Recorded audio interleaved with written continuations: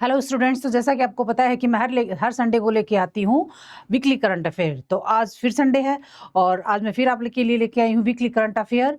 और इस हफ्ते में क्या क्या हुआ वो हम पढ़ेंगे आज की, मतलब पॉलिटिकली और इकोनॉमिकली और सोशली, नेशनल, इंटरनेशनल, हर तरीके से, ट्रेडिशनली, हर तरीके से इस हफ्ते में क्या हुआ वो हम पढ़ेंगे करंट अफेयर के अंदर है कि क्या कुछ नया ताज़ा हुआ इस वीक के अंदर।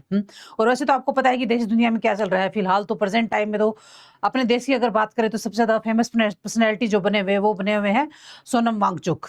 वो बहुत ज़्यादा फेमस पर्सनैलिटी बने हुए हैं, आप लोगों को पता ही होगा। वैसे तो आगे होगी बात चर्चा में, फिलहाल इस हफ्ते में ज़्यादा चर्चा में वही रहे हैं। और बाकी हम पढ़ते हैं अभी। चलो करंट अफेयर स्टार्ट करते हैं। स्वदेशी स्टील्थ फ्रिगेट INS महेंद्रगिरी नौसेना में शामिल। कौन नौसेना में शामिल? INS महेंद्रगिरी जो है वो नौसेना में शामिल। कौन है INS? INS महेंद्रगिरी जो है वो क्या है, किस चीज का नाम है? INS महेंद्रगिरी नाम किस चीज का, अगर मैं ये पूछूं तो है तो ये एक इसका नाम है। ये देखिए, पानी की जो पोत है उसका नाम है ये। भारतीय नौसेना विशाखापट्टनम में P-17A, कौन सी? P-17A श्रेणी में छठे उन्नत स्टील्थ फ्रिगेट। कौन से छठे उन्नत स्टील्थ फ्रिगेट INS महेंद्रगिरी को, किसको? INS महेंद्रगिरी को कमीशन किया है। क्या किया गया? कमीशन, मतलब इसी अब ये इसको वहां लॉन्च किया गया, अभी ये वहां पे काम करेगी। यह युद्धपोत ब्रह्मोस मिसाइल प्रणाली की उन्नत रडार तकनीक से ले से क्या है? यह युद्धपोत है। और ब्रह्मोस मिसाइल, युद्धपोत का मतलब क्या होता है? युद्ध में इसे यूज किया जाता है। ब्रह्मोस मिसाइल प्रणाली और उन्नत रडार तकनीकी से लेस है, मतलब ये है इसके अंदर जो आजकल के नए जमाने के जो वो लगी हुई है, मशीनें लगी हुई हैं, जिसे मझगांव डाक शिप बिल्डर्स लिमिटेड द्वारा तैयार किया गया। किसके द्वारा तैयार किया गया है? मझगांव डाक शिप बिल्डर्स लिमिटेड द्वारा तैयार किया गया है। इसकी कंपनी का नाम है। इस कंपनी के द्वारा पहले भी बहुत सारे युद्धपोत हमें दिए गए हैं, अपने देश को दिए गए हैं, मतलब जो हमारे युद्ध में काम आते हैं। और ये अभी जो प्रेजेंट टाइम में दिया गया है वो ये है INS महेंद्रगिरी। इस नाम से पहले भी INS महेंद्रगिरी नाम से पहले भी युद्धपोत दिए हैं, लेकिन वो मतलब उस टाइम के हिसाब से वो भी उन्नत तरीके के थे। लेकिन वो है ना, टेक्नोलॉजी रोज रोज चेंज होती है, चीजें नई नई रोज रोज आती है। तो ये जो भी दिया है इसमें अब प्रेजेंट टाइम की टेक्नोलॉजी, क्योंकि आपको पता है कि प्रेजेंट टाइम में 6G का जमाना चल रहा है, तो चीजें नई नई मतलब डेली टू डेली चीजें चेंज होती जा रही हैं। ओके, हाँ, नेक्स्ट है 21 वर्षीय चेक टेनिस खिलाड़ी लिंडा नोस्कोवा ने विंबलडन महिला सिंगल्स का और टेनिस खिलाड़ी जेनिक सिनर लगातार दूसरी बार विंबलडन पुरुष सिंगल्स का खिताब अपने नाम कर लिया है। मतलब पहले भी एक बार कर चुके हैं, इन्होंने दूसरी बार किया है। मतलब पहले एक बार जीत चुके हैं, अब दोबारा जीता है, कहने का सारांश ये। यह है नोस्कोवा का पहला ग्रैंड स्लैम का खिताब किसका है? नोस्कोवा का पहला ग्रैंड स्लैम खिताब है। यह पेट्रा क्वितोवा के बाद विंबलडन जीतने वाली सबसे कम उम्र की महिला खिलाड़ी बन गई है। किसके बाद? पेट्रा क्वितोवा के बाद। इससे पहले जो थी वो पेट्रा क्वितोवा थी जो सबसे कम उम्र की थी, लेकिन ये अब दूसरी महिला बन गई है जो सबसे कम उम्र की है। कौन है? दोबारा सुनिए, है 21 वर्षीय चेक टेनिस खिलाड़ी लिंडा नोस्कोवा। कौन सी? लिंडा, टेनिस खिलाड़ी है ये, इनका नाम टेनिस खिलाड़ी में है लिंडा नोस्कोवा नाम।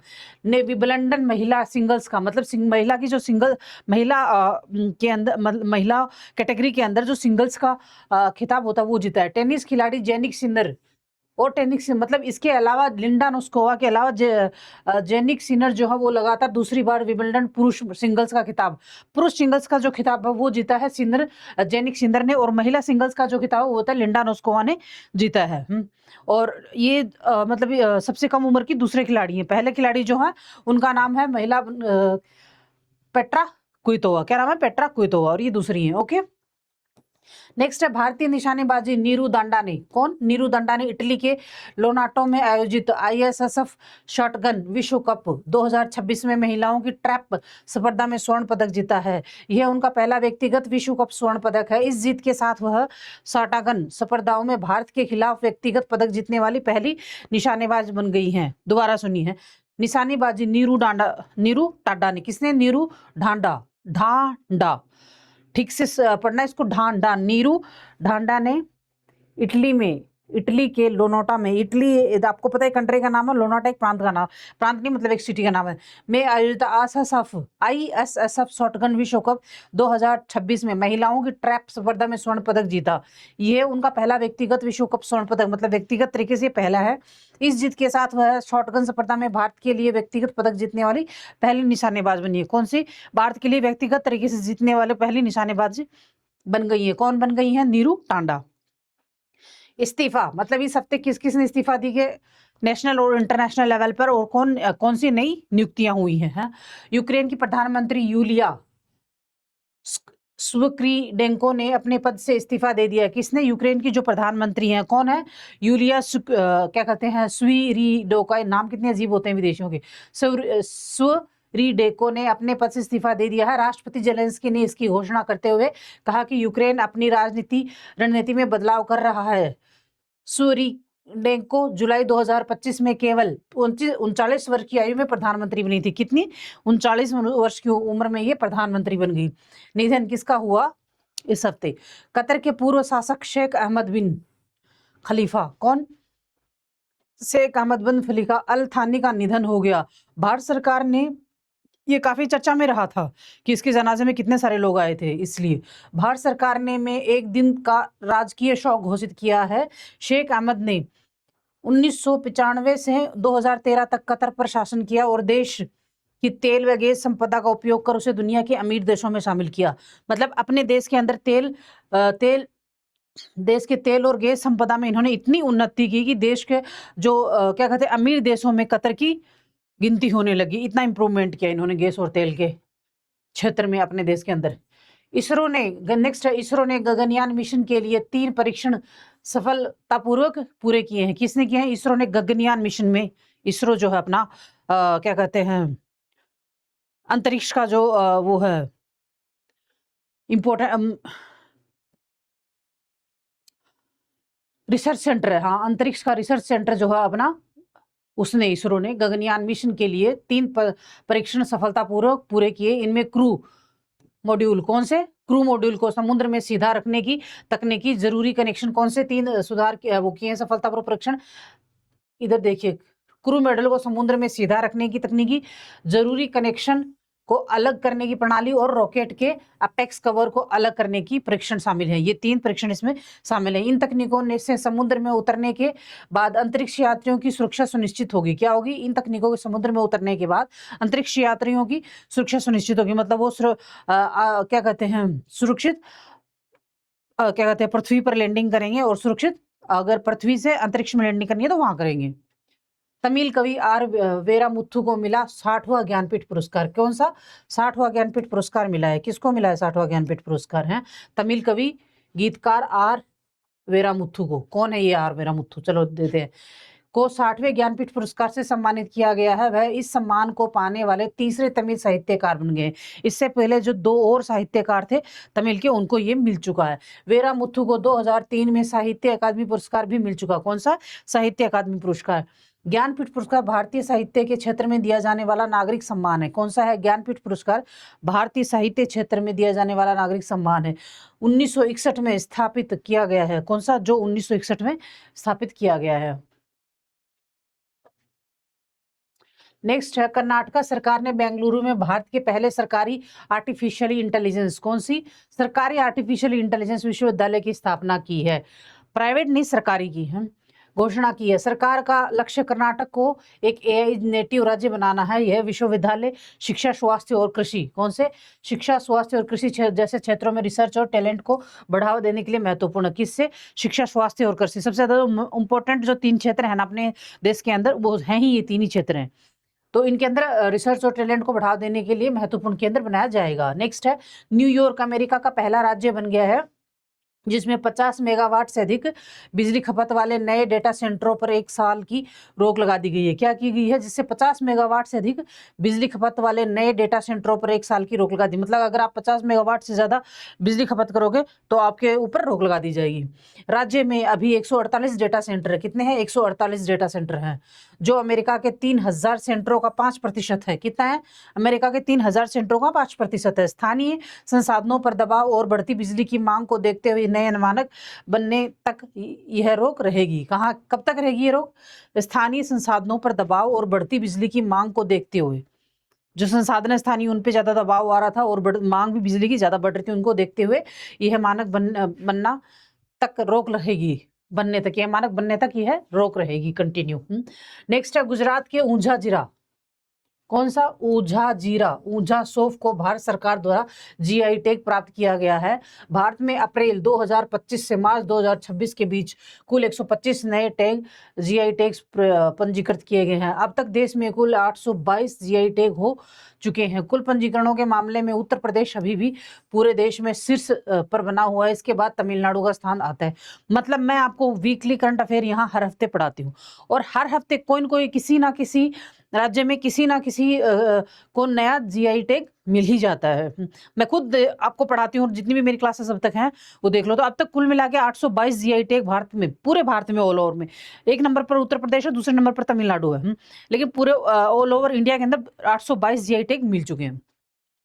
नेक्स्ट है यूक्रेन और 10 पश्चिमी देशों में मिलकर प्रोजेक्ट फ्रेया नामक एक हवाई रक्षा गठबंधन की घोषणा की। किसने? यूक्रेन और 10 पश्चिमी देशों ने मिलकर प्रोजेक्ट फ्रेया नामक एक हवाई रक्षा गठन की घोषणा की है। यह गठबंधन यूरोप के लिए एक एकीकृत मिसाइल सुरक्षा कवच विकसित करेगा। क्या करेगा? यह गठबंधन यूरोप के लिए एक एकीकृत मिसाइल सुरक्षा कवच विकसित करेगा ताकि रूसी बैलिस्टिक मिसाइलों के खतरों को कम किया जा सके। इसमें डेनमार्क, फ्रांस, जर्मनी, इटली और ब्रिटेन जैसे देश शामिल है। कौन से देश शामिल है? डेनमार्क, फ्रांस, जर्मनी, इटली और ब्रिटेन जैसे देश शामिल हैं।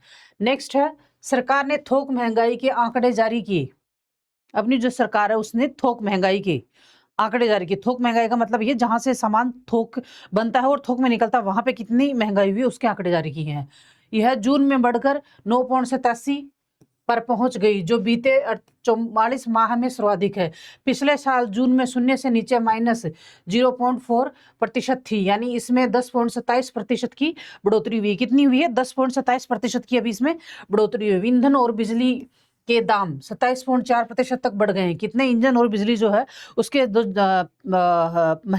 दाम है वो 27.4% बढ़ गए। कच्चे तेल की कीमतें बढ़ने से केमिकल, रबड़ और प्लास्टिक भी महंगे हुए हैं। कौन से हुए हैं? कच्चे तेल की कीमतें बढ़ने से केमिकल, रबड़ और प्लास्टिक भी महंगे। इसके ऊपर ज्यादा असर पड़ा है ये जो भी वॉर चल रहा था ना, इराक, ईरान, क्या कहते हैं, ईरान, इजराइल और क्या कहते हैं वो अमेरिका, क्या उसकी वजह से ज्यादा असर हुआ है महंगाई पर। यूएनएस में सदस्यता के लिए भारत का अभियान शुरू। यूएनएस में सदस्यता के लिए भारत का अभियान शुरू, मगर कोई होने नहीं देता, सदस्यता लेने नहीं देते हैं। कहीं ना कहीं किसी का कोई न कोई दुश्मन बैठा ही रहता है। तो अब आपको पता है हमारे तो कौन अड़ंगा लगाता है? बीच में चीन लगाता है अड़ंगा, और बाकी किसी कंट्री को कोई समस्या नहीं है भारत से। बस एक ही कंट्री है जिसे समस्या है, वो है चीन, और उसको रहेगी, मिटेगी भी नहीं। पाकिस्तान को और चीन को हमसे हमेशा समस्या रहेगी, नहीं मिटेगी। भारत ने संयुक्त राष्ट्र सुरक्षा परिषद की वर्ष 2028 और 29 के कार्यकाल के अस्थायी सदस्यता के लिए अपना आधिकारिक अभियान शुरू किया है। अच्छा, अस्थायी सदस्यता, ये मुझे लगा स्थायी सदस्यता की है। तो अस्थायी सदस्यता तो फिर भी मिल जाती है, लेकिन अस्थायी सदस्यता के अंदर समस्या चीन और क्रिएट करता है, और चीन दोनों मिलकर करते हैं वैसे, चीन और पाकिस्तान। इस अभियान का मुख्य दृष्टिकोण शांति विजन पर आधारित है, जिसका अर्थ security holistic advancement through norms trust integrity है। इस सीट के लिए चुनाव जून 2027 में होंगे। कब होंगे? 2027 में, जहां एशिया प्रशांत समूह की एकमात्र सीट के लिए भारत का मुकाबला तजाकिस्तान से होगा। किसके लिए होगा? तजाकिस्तान से होगा। भारत इससे पहले अब तक 8 बार, पिछली बार 21 और 22 में सुरक्षा परिषद का अस्थायी सदस्य रह चुका है। नेक्स्ट है केंद्र सरकार और LIC IDBI बैंक में अपनी संयुक्त हिस्सेदारी का 60.7% हिस्सा बेचने जा रही है। फिलहाल IDBI बैंक में भारत सरकार की हिस्सेदारी 45.48 है। वहीं LIC के पास बैंक के 49.24% शेयर हैं। इस प्रक्रिया में 2 मुख्य दावेदार हैं, जिसमें पहला फेयरफैक्स फाइनेंशियली होल्डिंग्स और दूसरा दावेदार एमिरेट्स NBD है। दोबारा सुनिए, जिसमें पहला फेयरफैक्स फाइनेंशियली होल्डिंग्स और दूसरा दावेदार एमिरेट्स NBD है। 2 दावेदार हैं इसके अंदर। हम नेक्स्ट हमारा है वाणिज्य और उद्योग मंत्रालय वाणिज्य और उद्योग मंत्रालय द्वारा जारी आंकड़ों के अनुसार जून 2026 में भारत का व्यापार घाटा सालाना आधार पर 430% से बढ़कर $15.3 बिलियन पहुंच गया है। कितना पहुंच गया है? 430% से 15.3 बिलियन तक पहुंच गया। क्या पहुंच गया? घाटा पहुंच गया, सालाना घाटा। जून में कुल निर्यात 9.5% की वृद्धि के साथ $73.4 बिलियन रहा। कितना रहा? $73.4 बिलियन। जबकि आयात से बढ़कर 88.8 बिलियन डॉलर हो गया। आयात जो है 27% से बढ़कर 88.8 बिलियन डॉलर हो गया। नेक्स्ट है, केंद्रीय आवास और शहरी मंत्रालय ने, कौन से केंद्रीय आवास और शहरी मंत्रालय ने घोषणा की है कि दिल्ली के पुनर्विकसित सेंट्रल विस्टा क्षेत्र को अब कर्तव्य भवन परिसर के नाम से जाना जाएगा। समझ नहीं आ रहा यार, नामों में क्या रखा है? नाम क्यों, कुछ भी करना हो भागो उस जगह का नाम चेंज कर दो। मुझे समझ नहीं आता नामों में रखा क्या है, नाम क्यों चेंज करना? उस जगह पर विकास कीजिए ना आप। देश विकास मांगता है, युवा पीढ़ी विकास मांग रही है, ठीक है ना? विकास कीजिए। नामों में कुछ नहीं रखा, नाम जो चाहे हो, समस्या नहीं है। अगर किसी लड़की का नाम चाहे कुछ भी हो, चाहे उसका भागवती नाम हो या कुछ भी नाम XYZ, लेकिन अगर वो टैलेंटेड है, उसके अंदर उसका माइंड बहुत अच्छा है और वो देखने में सुंदर है, तो कोई फर्क नहीं पड़ता नामों से, ठीक है ना? इसलिए विकास पर ध्यान दीजिए। भागते हैं और अपने हिंदुस्तान में सबसे बड़ा प्रोपेगेंडा क्या है? भागो और नाम चेंज कर दो। नाम चेंज करने से क्या होता है? लेकिन अब वही है ना, जो कुछ करना पड़ेगा ना वो पब्लिक को ही करना पड़ेगा, मुझे ऐसा लग रहा है। ओके, हाँ, इस क्षेत्र में स्थित विभिन्न सरकारी इमारतों को कर्तव्य भवन और प्रधानमंत्री कार्यालय व कैबिनेट सचिवालय वाली इमारत को सर्वतीर्थ नाम दिया गया है। क्या दिया गया है? दोबारा देखिए, केंद्रीय आवास और शहरी मंत्रालय ने घोषणा की है कि दिल्ली के पुनर्विकसित सेंट्रल विस्टा क्षेत्र को अब कर्तव्य भवन परिसर के नाम से जाना जाएगा। कौन सा? कर्तव्य भवन विस्टा। सेंट्रल विस्टा जो है, सेंट्रल विस्टा किसका नाम है? अपनी संसद का नाम है, जो अभी नई बनी है उसको, तो उसको कर्तव्य भवन परिसर नाम से जाना जाएगा। और इस क्षेत्र में स्थित विभिन्न सरकारी इमारतों को कर्तव्य भवन और प्रधानमंत्री कार्यालय व कैबिनेट सचिवालय, प्रधानमंत्री का जो कार्यालय है वहां और कैबिनेट जो सचिवालय है वाली इमारत को सेवा तीर्थ नाम से जाना जाएगा। किस नाम से? सेवा तीर्थ नाम से। E&IT मंत्रालय ने डिजिटल थ्रेट रिपोर्ट 2025-26 का दूसरा संस्करण जारी किया। क्या किया है? डिजिटल थ्रेट रिपोर्ट 2025-26 का दूसरा संस्करण जारी किया। यह रिपोर्ट प्रमुख साइबर खतरों का आंकलन उपलब्ध कराती है। क्या कराती है? ये प्रमुख साइबर जो खतरे हैं उनका आंकलन उपलब्ध कराती है, खतरों का आंकलन उपलब्ध कराती है। रिपोर्ट के अनुसार पहले जिन खतरों को उभरते हुए या कभी कभार होने वाले हमले माना जाता था, वे अब सामान्य हमले के तरीके बन चुके हैं। पहले जो कभी कभार हमले होते थे साइबर के, अब वो सामान्य बन चुके हैं, मतलब अब कॉमन होने लगे हैं, मतलब बहुत ज्यादा भी होने लगे हैं। अब निधन किस किस का हुआ? साहित्य अकादमी पुरस्कार विजेता प्रसिद्ध तमिल लेखक पूमनी का 79 वर्ष की आयु में निधन हो गया। किसका? पूमनी का। तमिल लेखक थे ये पूमनी, उनका 79 की एज में निधन हो गया। उन्हें दक्षिण तमिलनाडु के करीसल भूमि, कहाँ? करीसल भूमि के जीवन का सजीव चित्रण करने के लिए जाना जाता है। उन्हें दक्षिण तमिलनाडु के करीसल भूमि जो है उनका सजीव चित्रण करने के लिए जाना जाता है। उन्हें 2014 में उनके ऐतिहासिक उपन्यास अगनादी के लिए साहित्य अकादमी पुरस्कार मिला है। किसके लिए? अगनादी जो उपन्यास था तमिल का, उसके लिए अकादमी पुरस्कार इनको मिला हुआ है। ये देखिए, ये इनकी पिक्चर है। क्या नाम है इनका? पुमनी है, पुमनी नाम है इनका। 79 उम्र की एज में इनका निधन हो गया है। नेक्स्ट है इंडिया सेमिकॉन मिशन। कौन सा मिशन? इंडिया सेमिकॉन मिशन 2.0 के लिए 1.27 लाख करोड़ मंजूर। कितने? 1.27 लाख करोड़ मंजूर। केंद्रीय कैबिनेट ने इंडिया सेमीकंडक्टर मिशन 2.0 के लिए 1.27 लाख करोड़ रुपए बजट को मंजूरी दी। इस योजना से भारत को चिप डिजाइन और मैन्युफैक्चरिंग का वैश्विक केंद्र बनाना है। क्या है? चिप डिजाइन और मैन्युफैक्चरिंग का वैश्विक केंद्र बनाना है। इस बार मिशन में चिप बनाने के लिए जरूरी कच्चे माल, गैस और खनिजों की आपूर्ति करने वाली कंपनियों को भी प्रोत्साहन दिया जाएगा। क्या किया जाएगा? जरूरी कच्चे माल, गैस और खनिजों की आपूर्ति करने वाली कंपनियों को भी प्रोत्साहन दिया जाएगा। नेक्स्ट क्या है? भारत सरकार ने national investment policy for urea को मंजूरी दी। किसको दी? भारत सरकार ने national investment policy for urea को मंजूरी दी। इस नई नीति के तहत देश में 8 से 9 नए प्लॉट लगाए जाएंगे।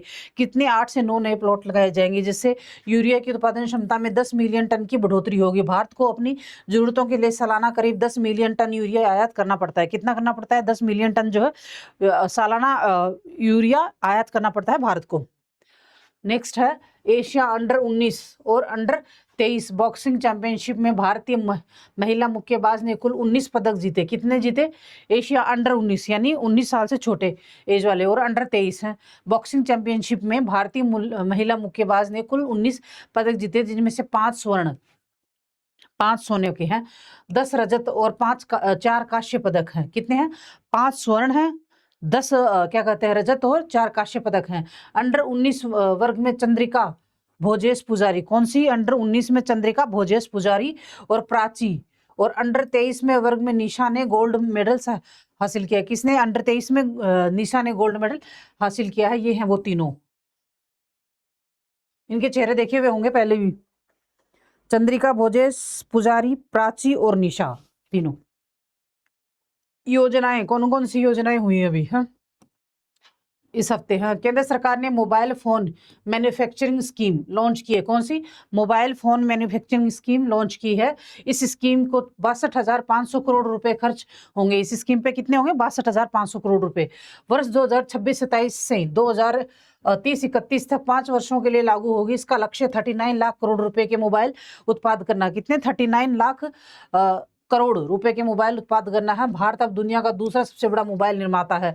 किसी टाइम में बिल्कुल भी मोबाइल नहीं बनाए जाते थे अपने भारत के अंदर, विदेश ये चीन से आयात किए जाते थे या बाकी किसी अदर कंट्री से आयात। लेकिन प्रेजेंट टाइम में हमारा भारत भी जो है दुनिया में दूसरे नंबर पर जाना जाएगा कुछ टाइम के बाद में मोबाइल मैन्युफैक्चरिंग के क्षेत्र में।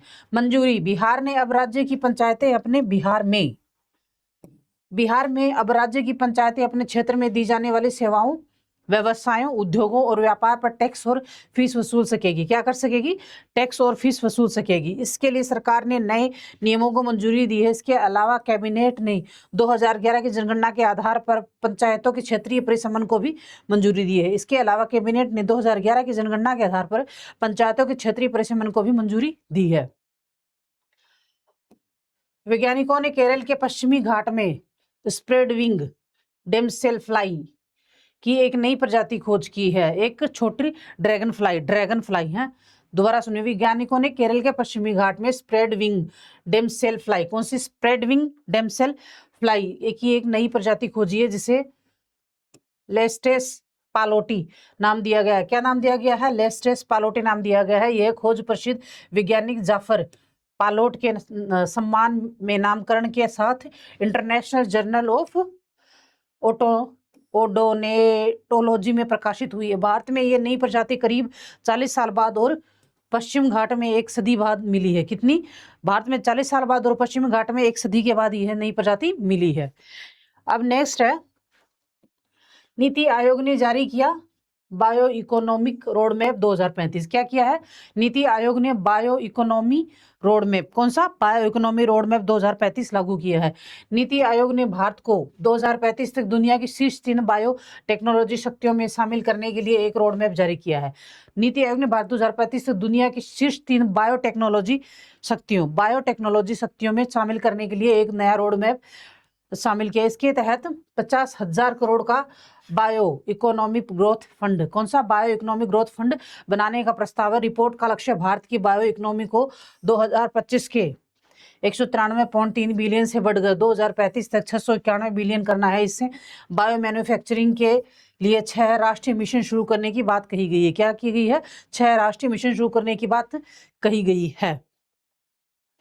नेक्स्ट है, ऊर्जा मंत्रालय ने कॉर्पोरेट एवरेज फ्यूल एफिशिएंसी, कौन सी? Corporate average fuel efficiency norms का मसौदा जारी किया है। यह नियम कैफे सेकंड नॉर्म्स की जगह लेंगे।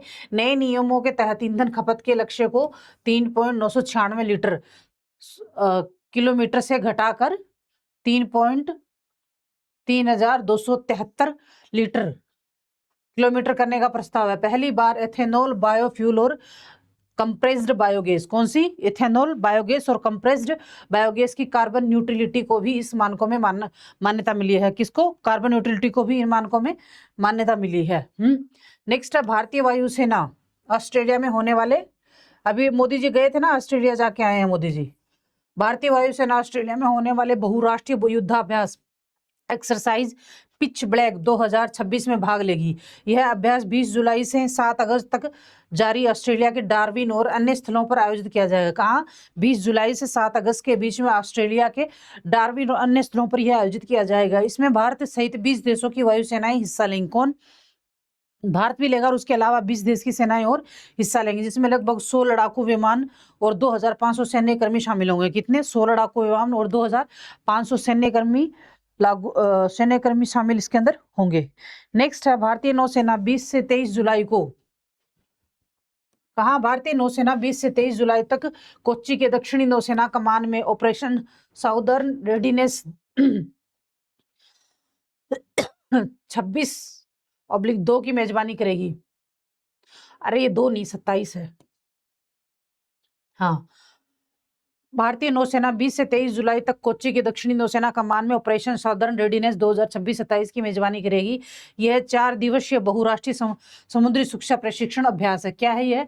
4 दिवसीय बहुराष्ट्रीय समुद्री सुरक्षा प्रशिक्षण अभ्यास। इसमें कंबाइंड मेरीटाइम फोर्सेस के लगभग 25 देशों के प्रतिनिधि हिस्सा लेंगे। कितने? 25 देशों के प्रतिनिधि इसमें हिस्सा लेंगे, जिनमें अमेरिका, ब्रिटेन और ऑस्ट्रेलिया भी शामिल है। कौन से हैं? अमेरिका, ब्रिटेन और ऑस्ट्रेलिया भी इसके अंदर शामिल होंगे। नेक्स्ट है, केंद्र सरकार ने संसद के आगामी मानसून सत्र के लिए 5 नए विधेयक सूचीबद्ध किए हैं। कौन से 5 नए विधेयक? अभी मानसून सत्र शुरू होगा संसद का 20 तारीख से शुरू हो शायद। हाँ, आज कितनी तारीख हो गई है? 19 हो गई। हाँ, तो कल या परसों में शुरू होने वाला है। हाँ, तो मानसून सत्र के लिए क्या कहते हैं, केंद्र सरकार ने संसद के आगामी मानसून सत्र के लिए 5 नए विधेयक सूचीबद्ध किए। कौन से 5 नए विधेयक? इनमें आयकर संशोधन, सुप्रीम कोर्ट में न्यायाधीशों की संख्या में वृद्धि, ये बहुत बढ़िया काम किया। हाँ, और एमएसएमई विकास में जुड़े संशोधन शामिल होंगे। इसके अलावा जन्म और मृत्यु पंजीकरण विधेयक भी पेश किया जाएगा। जन्म और मृत्यु पंजीकरण भी पेश किया जाएगा। Next, Lionel Messi 3 FIFA World Cup का फाइनल खेलने वाले दुनिया के पहले कप्तान बने। अभी फीफा वर्ल्ड कप चल रहा था ना, सेम वही है, करंट में चल रहा है। ओके, फीफा वर्ल्ड कप 2026 के सेमीफाइनल जीतने के बाद अर्जेंटीना फाइनल पहुंच गया है। कौन पहुंच गया? अर्जेंटीना। और बतौर खिलाड़ी की बात करें तो मेसी ब्राजील के खिलाड़ी काफू के बाद तीसरे फीफा वर्ल्ड कप फाइनल खेलने वाले इतिहास के दूसरे खिलाड़ी भी बन चुके हैं। ये देखो, ये रहे। फीफा कौन सा है? फुटबॉल का वर्ल्ड कप चल रहा है अभी प्रेजेंट टाइम में, उसके बारे में दिया है ये। Lionel Messi 3 FIFA World Cup final खेलने वाले दुनिया के पहले कप्तान बन गए। मतलब 3 वर्ल्ड कप ये खेल चुके हैं, ये पहले कप्तान बन गए दुनिया के। फीफा वर्ल्ड कप 2026 में सेमीफाइनल जीतने के बाद अर्जेंटीना फाइनल में पहुंच गया है प्रेजेंट टाइम में। बतौर खिलाड़ी की बात करें तो मेसी ब्राजील के खिलाड़ी काफू के बाद तीसरे, मतलब ब्राजील के जो खिलाड़ी काफू, उनके बाद वे तीसरे फीफा वर्ल्ड कप फाइनल खेलने वाले इतिहास के दूसरे खिलाड़ी बन गए। पहले जो खिलाड़ी हैं वो क्या कहते हैं, वो काफू के बाद में मेसी है। वर्ड ऑफ द डे, आपको पता है ना वर्ड ऑफ द डे क्या होता है? हर हफ्ते बताती हूँ मैं आपको। वर्ड ऑफ द डे मतलब सबसे ज्यादा जो वर्ड उस दिन यूज किया जाता है, चर्चाओं में रहता है, न्यूज में रहता है। और क्यों आया वो वर्ड न्यूज में? क्योंकि कोई नई घटना घटती है तो नए वर्ड जो है वो यूज में आते हैं, तो वो हम यहाँ पे लेके आती हूँ मैं। वीडियो असिस्टेंट रेफरी, क्या है? वीडियो असिस्टेंट रेफरी यानी वीडियो के असिस्टेंट रेफरी कैमरों और वीडियो रिप्ले की मदद से मैदान पर मौजूदा रेफरी की सहायता करने वाली तकनीक है। इसका इस्तेमाल सिर्फ गोल, पेनल्टी, सीधे रेड कार्ड और गलत खिलाड़ी को कार्ड दिखाने जैसे जैसे 4 अहम फैसलों की समीक्षा के लिए किया जाता है। क्या किया जाता है? 4 जो अहम फैसले, कौन से? गोल, पेनल्टी, सीधे रेड कार्ड और गलत खिलाड़ी को कार्ड दिखाने जैसे 4 अहम फैसलों की समीक्षा के लिए किया जाता है। अंतिम फैसला हमेशा मैदान पर मौजूद मुख्य रेफरी का ही होता है। ये उन दिनों में चर्चा में है क्योंकि फीफा कप विश्व कप 2026 में मिक्स्ड और अर्जेंटीना के मैच में वीएआर, वीडियो असिस्टेंट रेफरी के फैसले को लेकर बड़ा विवाद हुआ। इसके बाद फीफा ने वीएआर व्यवस्था में बदलाव करने का फैसला किया। यही बता रखा ना, ये क्यों चर्चा में, आपने देख लिया, क्योंकि फीफा भी चल रहा है, तो फीफा में जो चल रहा है फीफा, उसमें समस्या हुई तो ये चीज, ये जो वर्ड है चलन में आया, तो न्यूज में भी आया। न्यूज में आया तो आपके लिए करंट भी बना। ऐसा है। ट्रायल इन अब्सेंटिया,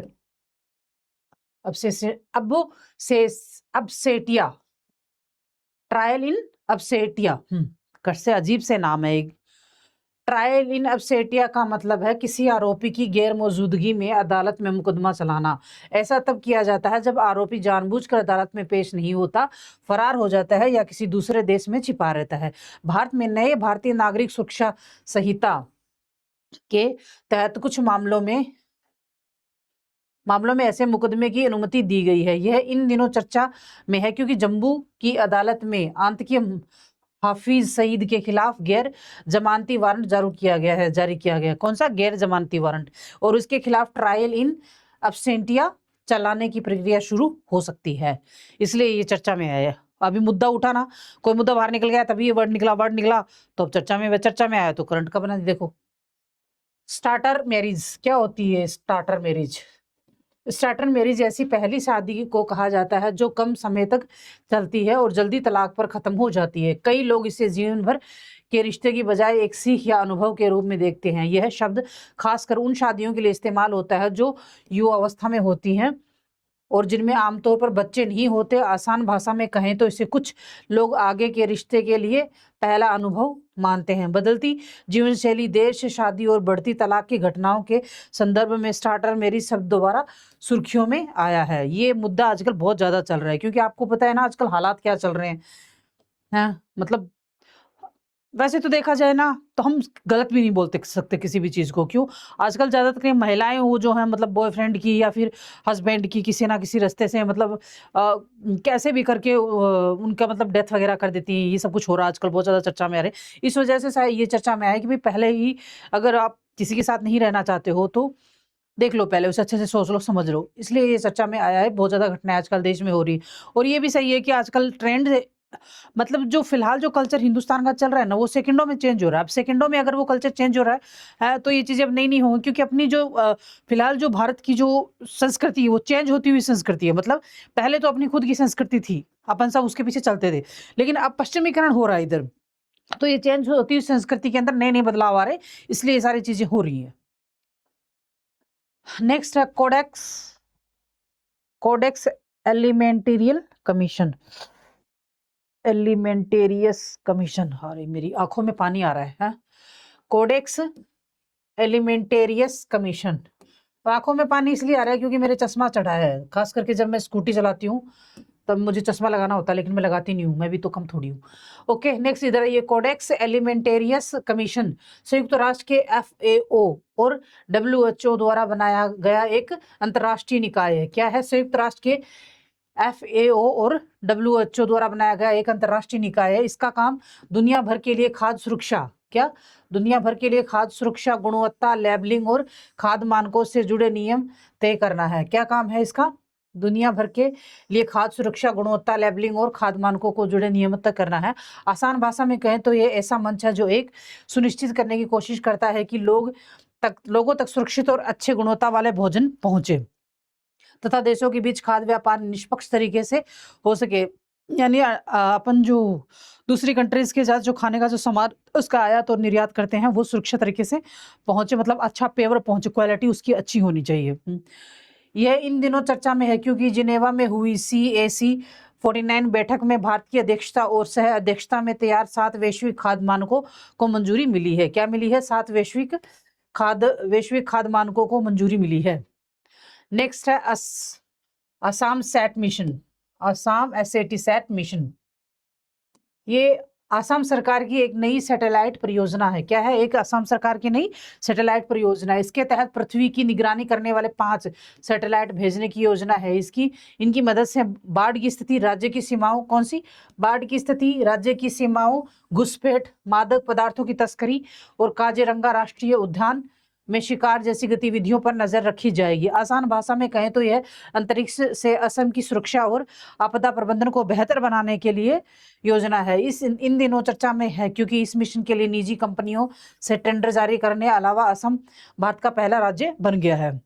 निजी कंपनियों के साथ असम ने इसका टेंडर पास किया है, इसलिए भारत का जो है ये पहला ऐसा राज्य बन गया है जिसने निजी कंपनियों को अपनी मतलब स्पेशल एक स्टेट ने टेंडर पास किया है, और वो भी अंतरिक्ष के लिए। पूरा देश तो करता ही है लेकिन अंतरिक्ष में के लिए जो बना है वो टेंडर पहला है जो अपनी खुद की सुरक्षा के लिए, एक राज्य अपनी ही सुरक्षा के लिए है और अंतरिक्ष तक जाने की कोशिश कर रहा है। मतलब नेशनल लेवल पे तो सभी जाते हैं लेकिन स्टेट लेवल पे ये पहला एक ऐसा अभियान है।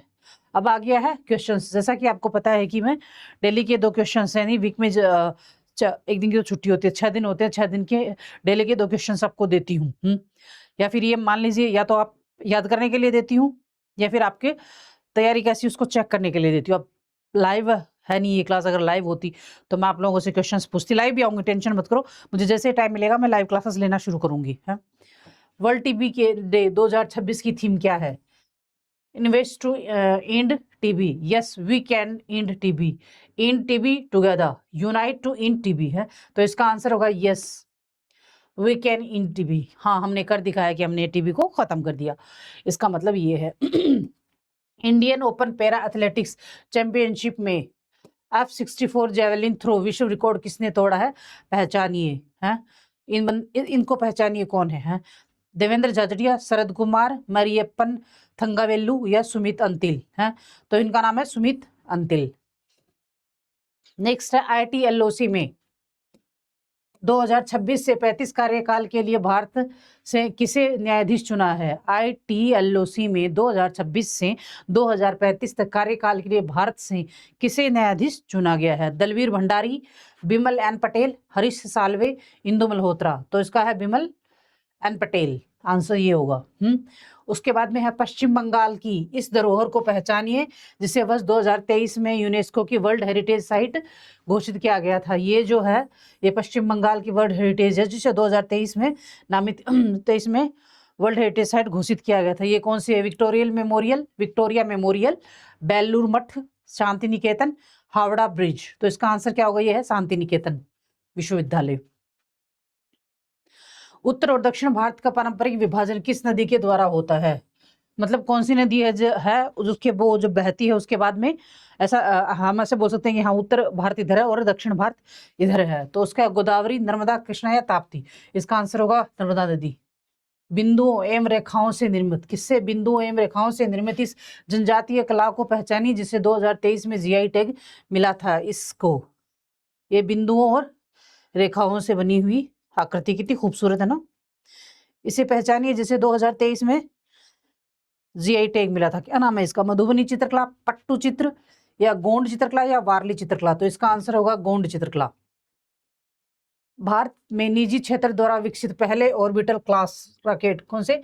निजी क्षेत्र द्वारा विकसित पहले ऑर्बिटल क्लास रॉकेट का नाम क्या है? अग्नि फर्स्ट, अरे यार, अग्नि फर्स्ट, ध्रुव फर्स्ट, विक्रम फर्स्ट या आकाश फर्स्ट, तो इसका आंसर होगा विक्रम फर्स्ट। उसके बाद में नेक्स्ट क्वेश्चन है, जवाहरलाल नेहरू के साथ दिख रही भारत रत्न से सम्मानित ये है महिला कौन सी है? पहचानिए। ये जो जवाहरलाल नेहरू जी हैं और इस महिला को पहचानिए, ये कौन है जिसे भारत रत्न से सम्मानित किया गया है? उषा मेहता, अरुणा आसफ अली, दुर्गाबाई देशमुख, कैप्टन लक्ष्मी सहगल, तो इसका आंसर होगा अरुणा आसफ अली। ये जो है अरुणा आसफ अली है, ये जो महिला दिख रही है। उसके बाद में है किस देश को किस वर्ष को भारत और जापान ने ईयर ऑफ शेयर्ड हॉरिजॉन्स घोषित किया? क्या है? ईयर ऑफ शेयर्ड हॉरिजॉन्स घोषित किया है 2026 को, 2027 को, 2030 को, 2028 को, इसका आंसर होगा 2027 को। इनकी याद में नेशनल डॉक्टर्स डे मनाया जाता है। इन्हें 1961 में भारत रत्न से सम्मानित किया गया था।